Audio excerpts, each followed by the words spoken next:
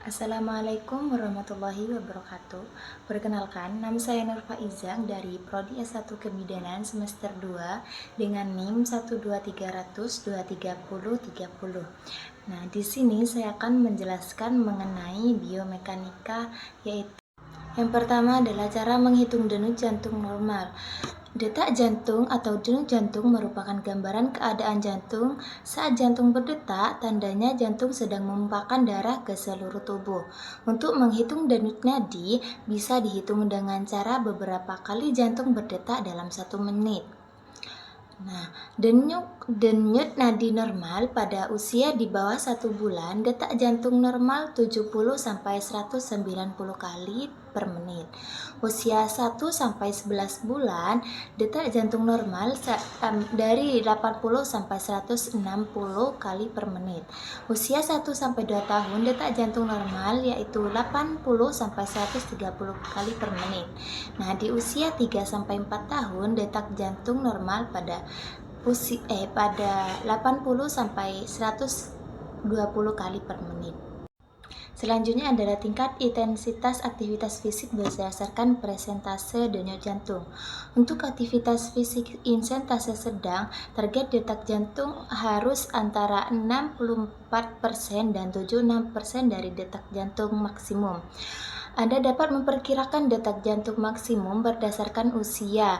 Untuk memperkirakan detak jantung maksimum berdasarkan dengan usia, kurangi usia Anda dari 220, misalnya untuk orang berusia 50 tahun, perkiraan detak jantung maksimum berkaitan dengan usia akan dihitung sebagai 220-50 tahun sama dengan 170 detak per menit.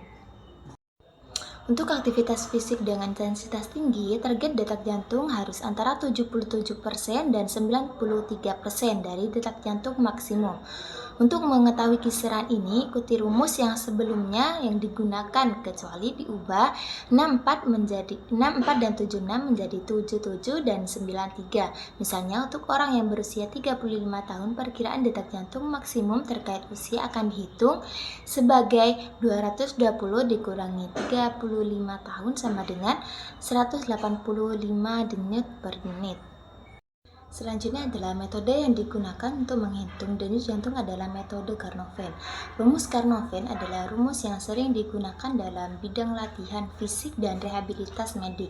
Salah satu variabel pada rumus Carnot-Venn adalah detak jantung maksimum atau HRmax, yaitu detak jantung tertentu yang dicapai seorang saat dia memacu tubuhnya sampai dengan batas ketahanan fisiknya. Pengukuran HRmax secara langsung pada seorang akan menimbulkan beban fisik untuk seseorang, sehingga perlu dipakai suatu rumus tertentu untuk memperkirakan HRmax. Rumus yang dipakai adalah HRmax sama dengan 220 dikurangi umur. Contohnya seperti 220 HRmax dikurangi umurnya 40 sama dengan 180. Nah, selanjutnya saya akan melakukan perhitungan denyut jantung secara mandiri untuk menentukan denyut jantung istirahat dan denyut jantung maksimum, dan kemudian saya akan menentukan berapa nilai zona jantung dengan metode Carnot-Venn. Nah, setelah saya menghitung denyut jantung pada saat istirahat dan menghitungnya menggunakan metode Carnot-Venn, hasilnya adalah 61. Nah, selanjutnya saya akan menghitung denyut jantung setelah berolahraga. Jadi, denyut jantung saya setelah berolahraga dan setelah dihitung menggunakan metode Carnot-Venn, hasil yang didapat adalah 101. Selanjutnya adalah hubungan antara denyut jantung dan metabolisme. Metabolisme adalah istilah yang mengacu pada laju peristiwa kimia dalam tubuh seperti pencernaan makanan dan pemanfaatan energi. Tingkat metabolisme yang tinggi menunjukkan reaksi biokimia yang efisien dan peningkatan konsumsi energi. Yang keduanya dapat membantu dalam membakar lemak, serta suhu tubuh yang sedikit lebih tinggi. Hipotalamus yang terletak di bagian bawah otak mengontrol metabolisme, mengatur proses metabolisme, dan melepaskan neurohormon yang mempengaruhi banyak kelenjar termasuk kelenjar pituitari dan tiroid yang merespon dengan hormon endokrin. Laju metabolisme tidak banding lurus dengan detak jantung. Dengan kata lain, mereka tidak memiliki metabolisme tinggi, tidak selalu memiliki detak jantung tinggi. Aktivitas kardiovaskuler yang meningkatkan detak jantung yang mendorong proses metabolisme untuk meningkatkan produksi energi. Karena olahraga secara alami meningkatkan metabolisme, tidak disarankan untuk meningkatkan detak jantung kita dengan stimulan untuk meningkatkan laju metabolisme, karena peningkatan risiko ketegangan kardiovaskuler dan gagal ginjal jantung.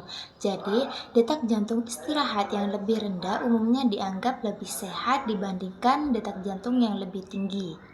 Denyut jantung yang istirahat biasanya adalah 65-80 denyut per menit, namun seringkali lebih rendah pada orang yang sehat secara fisik. Baik, cukup sekian penjelasan dari saya. Kurang dan lebihnya mohon maaf. Wassalamualaikum warahmatullahi wabarakatuh.